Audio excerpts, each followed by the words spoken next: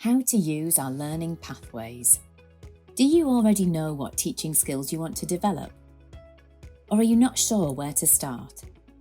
Our ready-made pathways are designed to help you find your way. Identify your strengths and areas for growth with our CPD framework. Then choose from 3 different pathways on each topic, depending on your experience level and context. Getting started. If a topic is new to you or you need a quick refresh, the Pathways page is the perfect place to get started. Boost your skills with 8 to 10 bite-sized resources, including articles, videos, and lesson plans. Going further.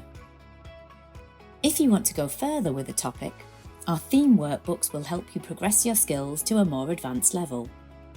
They're designed to help you personalise your learning, find resources to match your needs, and apply what you've learned in the classroom. Working with others. If you like learning with other teachers or are a teacher educator leading training sessions, our group study guides are perfect for you.